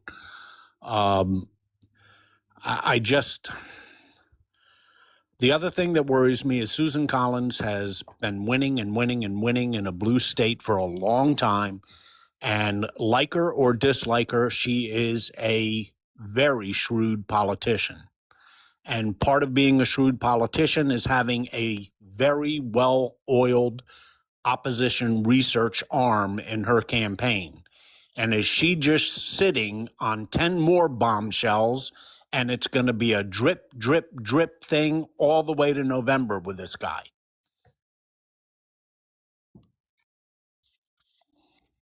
My problem with people like Susan Collins or anyone on the Republican Party who likes to consider themselves moderate is they will still vote party over the people of their state. And I think that is what most of the American people are tired of. Yeah, as somebody who is tired of that, I'm looking for candidates who are willing to do country over party, people over party, and it has to be people over party.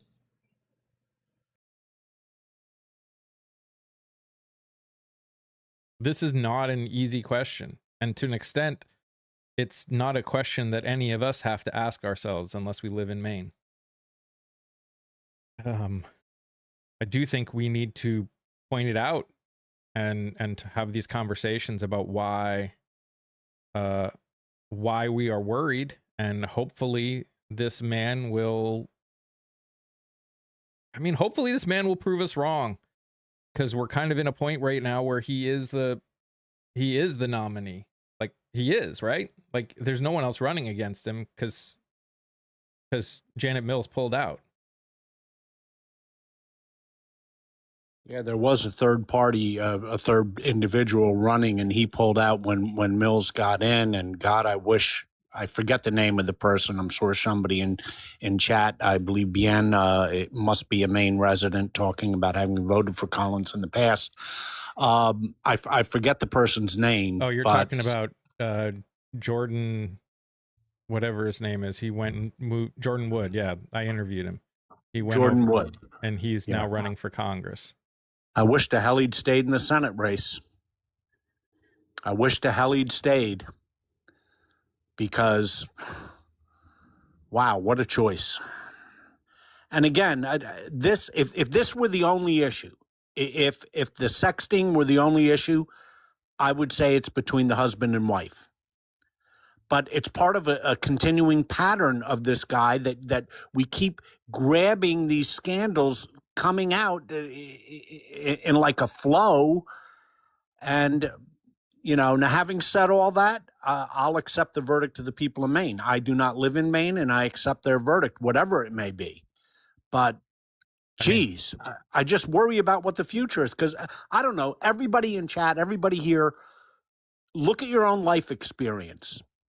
When we've all known people where certain bad things about them have come out. I can't think of a single time, and I'm 69 years old, that there wasn't more to come.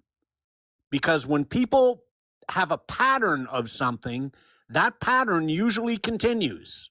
It doesn't stop and they become Mother Teresa. Philip, what is their situation? So Maine's situation is they are I'm going to say this very generally. I don't mean it that there is like no out, but it's kind of a dying state. A lot of their, like, young people are leaving, so they're becoming drastically older as time goes on. A lot of their income comes from people traveling to Maine in the summer, and lobster and oysters and things like that. And it's getting harder and harder to make a living there. And a lot of people are retiring up there. And he is, whether or not you fully believe it, he is more a man of the people than Susan Collins or the current administration.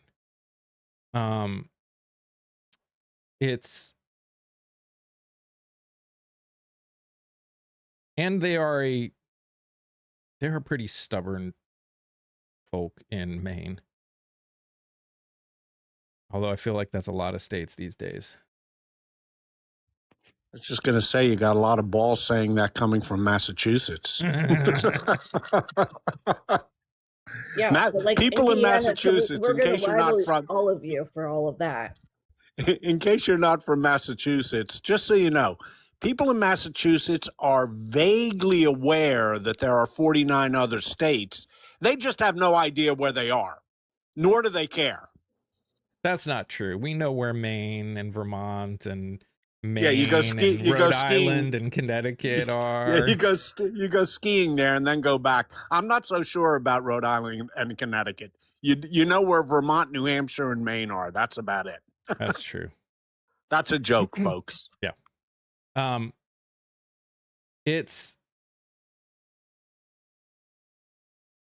They are struggling, and what they see is what they see, right? The problem we're dealing with is Susan Collins voted for things that and has supported someone more often than not that is actively hurting their state right now. And the fact is, as a oyster farmer, Graham Plattner can speak to them about the problems that they're dealing with. Was he the best choice? Obviously not. Obviously, he's not the choice of the Democratic Party. They tried to get Janet Mills to take the spot instead once they realized that he was gaining in popularity.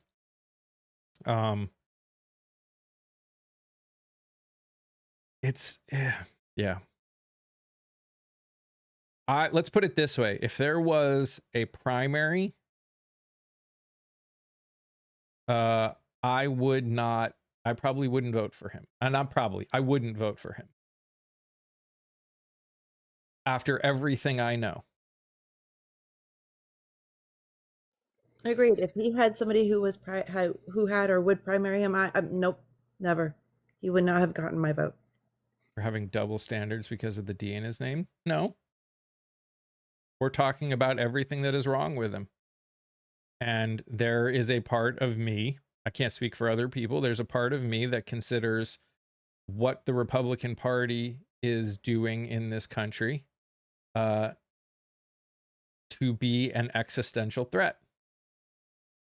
A lot of what Republicans are doing in this country to be an existential threat. You still only get two choices. If in the end, they're going to have two choices. They're going to have Graham Plattner and Susan Collins. Regardless of anything, I believe that Susan Collins' choice to support this administration for things that have actively hurt her state and will continue to actively hurt her state for years to come is worse. She also has a degenerative neurological disorder, and as someone with the exact same degenerative neurological disorder, I know how much worse it will get as the years go on, regardless of how good the care she gets is. She should not be running again. Susan Collins should not be running again. Not because I think someone with Parkinson's doesn't have the capability of leading. But I'm just I'm just talking about the Parkinson's side.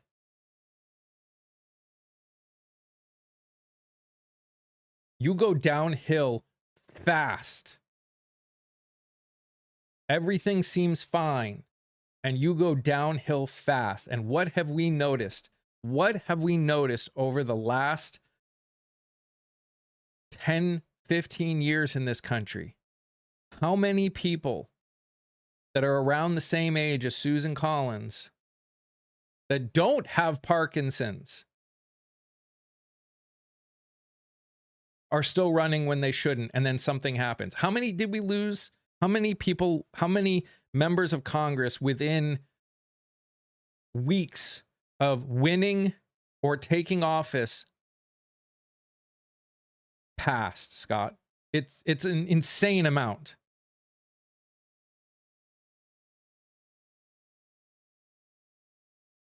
Are you talking about before they changed the rules after Roosevelt? Yeah, I'm talking about just after the 2024 election. There were like at least one or two people that right after they won. I'm sorry, I missed your point. I apologize. No, you're good. I don't know what you're getting at. That someone as old as Susan Collins, who is also dealing with a degenerative neurological disorder, shouldn't be running for office again. Yeah, I believe, and again, we have a number of people from Maine apparently in the chat. Am I correct in saying she's about 73? I think so. Yeah. Yeah. I think that's about our age. And, well, but that's a problem we've discussed, and that has nothing to do with Maine. It has Yeah. everything to do with the entire country. We talk about wanting young leaders, and I mean, my gosh, if Mills had been the Democratic nominee and won, she would have finished her term at what, 86 years old or something like that. I mean, we talk about younger leaders, and that is why primarily Plattner was going to defeat her in the primary. And then people keep voting for older people. You know, and hey, look, I'm old, so I'm not being ageist, but my gosh, I want to see younger people in there too. It's time to pass the baton. Yeah, and there's another reason for that. It's not just age, and it's not just your physical or cognitive abilities. There's a certain, you go into office with only so many fresh ideas. And I think after 26 years in office, you've lost those fresh ideas. You have nothing new to offer. Mm-hmm. And that's just the human condition. I don't care if they're the smartest person in the world. You run out of ideas or things that can help the country after X amount of years, which is another argument for term limits. But, yeah. So you'd rather someone every week, something new coming out about negative about him? How is that any different than right now? How is that? And again, do I want that? No, I don't want that at all. I don't want that at all. If your answer is, do I want that? The answer is always going to be no. See, that's a little bit of mind-boggling they even say that, because of course no one wants that. Unfortunately, is that not exactly what is happening right now? That's not good. Literally, the current president of the United States talked about grabbing the private parts of a woman because he's rich, and it's fine for him to do it.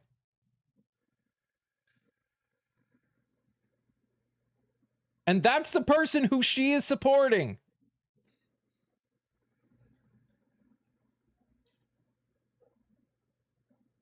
So again, no, I don't. And I said, if there was someone else running against him and I lived in Maine, I would vote for the other person in the primary. After everything that has come out. He may be a good person. He may have changed. I cannot speak to that. I haven't had a specific conversation with him. Yeah, it's important to note that Susan Collins is a moderate. Is she really? Susan Collins is always concerned about this and I'm concerned with the president's actions. I'm concerned about that. Susan Collins is a fucking professional at being concerned. And in the end, she always gives Trump the vote that he needs. The only time she's voted against Trump is when the Senator Thune, or before him, Senator McConnell said, look, we don't need your vote this time, so you can be the rogue to keep your people. We know you're in a blue state. You know, she voted for Kavanaugh. She voted to acquit Trump in his first impeachment. You know, 9 times out of 10, when they need her vote, they get it. Because she votes party over people. Bingo. All right. We're near the end. I want to talk about my thing because this was the most hilarious thing. And if you want to have, I want us to, it's been a rough day. And unfortunately it's probably still going to be a rough day for me, but that is what it is. But that being said, I want us to go away with something that actually is pretty cool to think about. So let me pull it up because I wrote it down because I wanted to make sure I did not forget about it for this live. Okay. So in Texas, you guys know they just had their runoff. And Paxton won, and he won by a lot. So Starr County, Texas, It is right at the bottom, right on the Mexico border. It is the highest population of Hispanics in America. In 2024, Trump won that district by 15 points. It's considered one of the places that helped him win, you know, that showed it was an example of what happened and the kind of support he was getting from Hispanics in 2024. So they just had their Republican primary, and Paxton won that district 73% to 27%. You hear that and you go, that is horrible. There are 36,342 registered Republicans in Starr County, Texas. Anyone want to take a guess at how many Republican votes were cast in Starr County, Texas, of the 36,342? And this is why, no, mission, guys, you took away my, yes, 90. There were 90 votes total.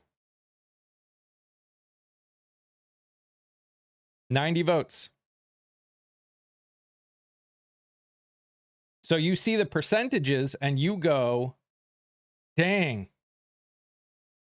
Like, they love Paxton there. No, they don't. Out of 36,000, only 90 voted.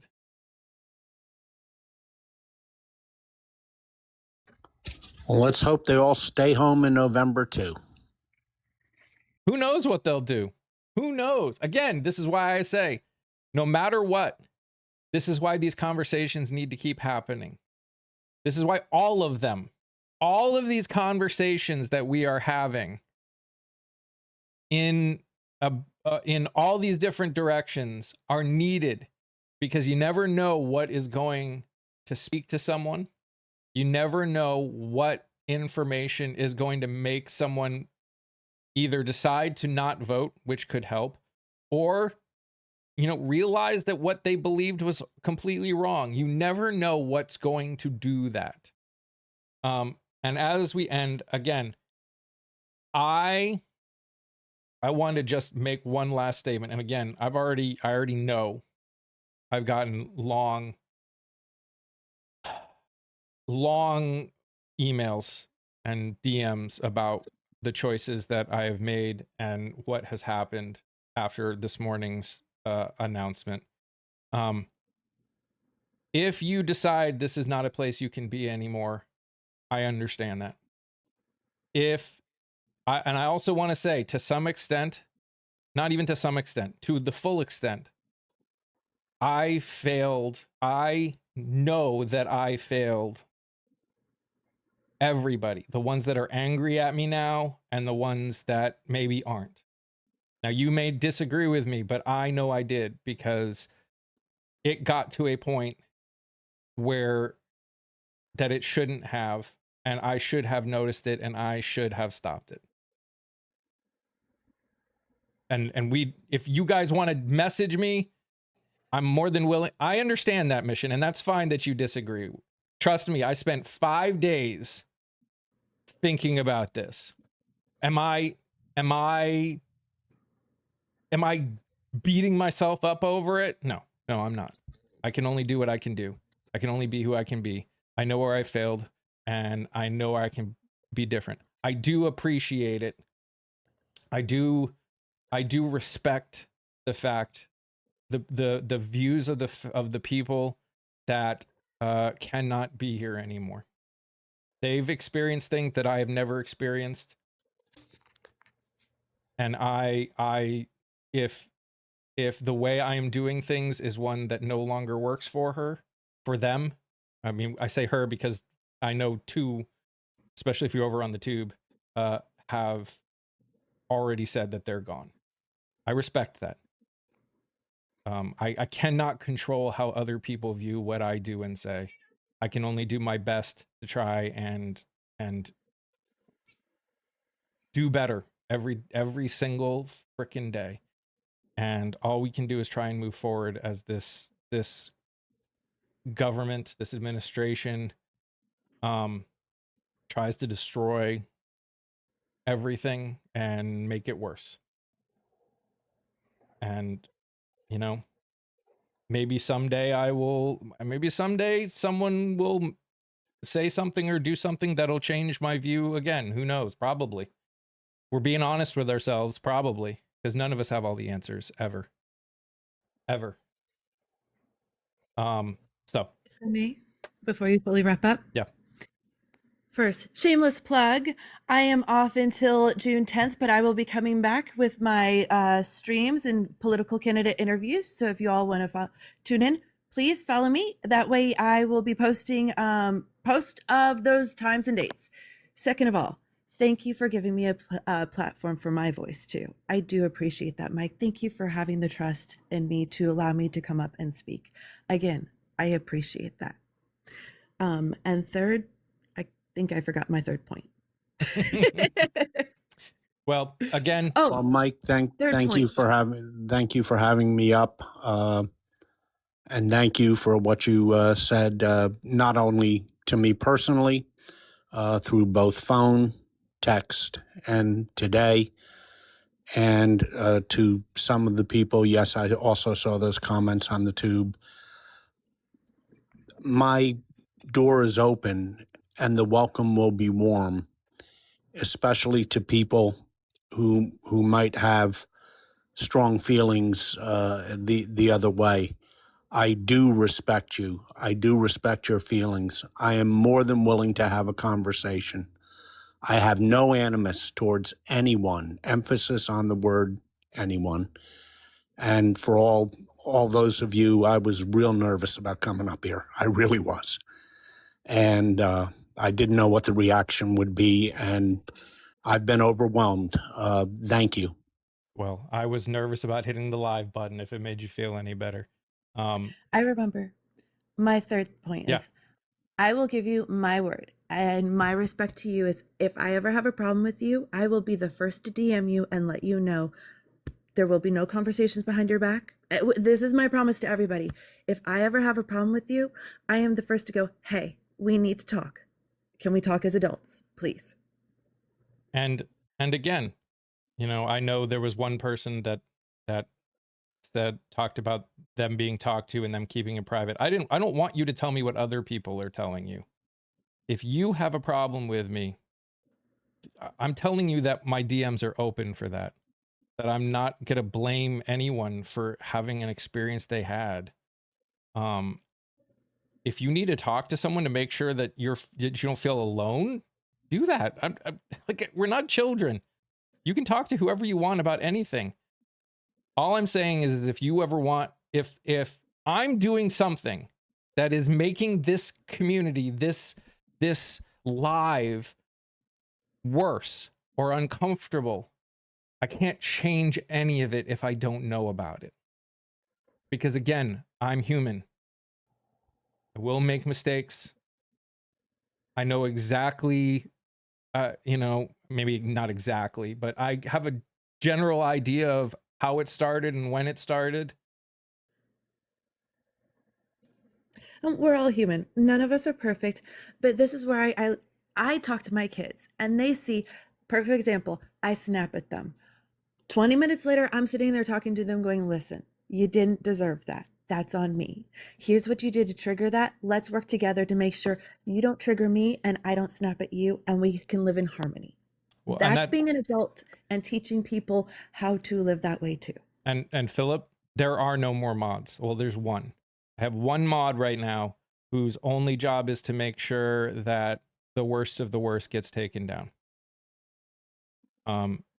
Past that, it's on me to decide what is acceptable and okay. Over time, I will probably bring more mods back on once we get to a place of balance again. but we have a lot of amazing people. I have amazing mods who have done a lot of amazing work for me. I didn't want any of my mods to feel like they had to stay if they didn't like what I was doing anymore. So all of them. It wasn't against anybody. It was actually I was doing it because I wanted to respect your need, your ability to make a decision on what's going on. Sorry, everyone. I know we're talking in vagueness, and I apologize. There was some stuff that happened about 5 days ago, and I had to work through a lot of things, and we're making some changes, and so yeah,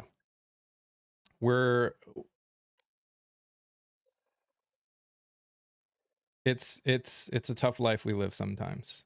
And you know, I used to always joke that life would be so much simpler if there weren't so many people in it. But this is what we're dealing with, right? It's not just a mods thing. It's not just a mods thing. It's I'm making changes, and I don't want to assume anyone is going to want to be here, because I have amazing mods that give 2.5 hours of their day every single weekday, and I don't want them to feel like they need to keep doing it just because I need to keep being here just because I make them a mod. And I wanted to respect their ability to decide that this is not a place they want to be anymore. If that is the case, if we end up coming and they're like, yep, I still want to be here and I still want to help out, then we'll go from there. But this was out of mad respect for everyone that comes in here every single day and helps out and tries to make this place a place where we can have conversations. And I think one of the problems was it became a place where we couldn't. We could have some, but we couldn't have others. And that is where I failed. So all I can do is do better. And that is what I try to do every single day. Thank you, everyone, for the likes, the shares, and the gifts. Thank you, Shadow and Scott, for coming up here. Thank you, everyone who comes here and supports me every single day. It means more to me than you possibly can know. This is not going to be easy for me. I'm telling you right now. Some of these people that I know are gone are people that have been close friends with. I may not be close friends with them anymore, and that is going to hurt. So, I'm going to do my best, but it might be hard for a little while for me to be super happy. But we're here, and we're gonna just do our best and put one foot in front of the other, and we're gonna get through this together. You guys are amazing. Well, if I don't see you over the next week, because I am going back to Billy Creek tomorrow, and their cell network is non-existent and their Wi-Fi is crap, and there will be about 2,000 people there. So I don't expect my phone to be able to connect to anything until, Sunday. Have a good week, everybody. I hope you all have a blessed week. And you know what? Try to do something that makes you smile. Do something that makes you happy. Dress up, cosplay, and LARP, because that's what I'm doing. I'm going to go massage people and make money. There you go. You guys are amazing just the way you are. And I love you all very much. Stay safe, stay healthy. Remember to sing, laugh, dance, smile. Do something that makes you happy. Bye, guys.